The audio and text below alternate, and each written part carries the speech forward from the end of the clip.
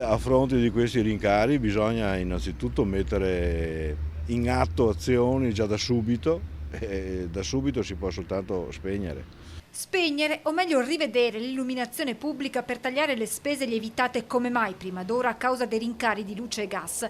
È la sofferta decisione presa dal sindaco di Vittorio Veneto che dati alla mano spiega come il suo comune, il più grande della provincia, si trovi a far fronte a spese correnti tra le più alte della Marca.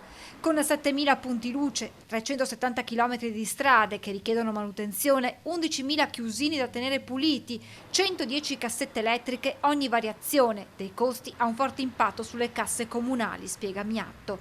Le ultime bollette della luce arrivate in municipio hanno segnato un incremento del 40% che nell'arco di 12 mesi si traduce in $500.000 in più solo di energia elettrica. Da qui l'intervento sull'illuminazione che sarà graduale e con modalità ancora in fase di studio. Nelle extraurbane pensiamo di spegnere anche tutto. Quelle urbane appunto verranno diminuiti il numero di punti luce che erogano appunto la luce, cercando di non farlo dove ci sono i crocevia, dove ci sono i passaggi pedonali. Qui in centro abbiamo una illuminazione stradale accompagnata da una dei controviali, proviamo a spegnere i controviali. Luci spente anche nei monumenti e nelle 12 chiese che, conti alla mano, consumano 16.000 watt, oltre 200 kW a notte. Saranno risparmiati i simboli della città come il santuario di Sant'Augusta o la croce in cima al Monte Altare.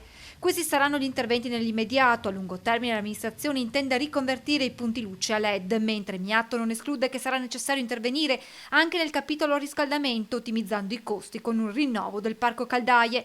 Intanto, seppur difficile da accettare, anche gli stessi cittadini di Vittorio Veneto condividono la decisione del sindaco. Purtroppo è una decisione che, per quanto possa dispiacermi, la condivido perché anche il sindaco farà i conti con i soldi che ha in cassa. Io ho un'azienda, devo fare i conti nell'azienda mia e spengo le luci il più possibile perché sono aumentate di molto. D'accordo con il sindaco? Assolutamente sì, fa bene, sono dei motivi per risparmiare, è giusto risparmiare.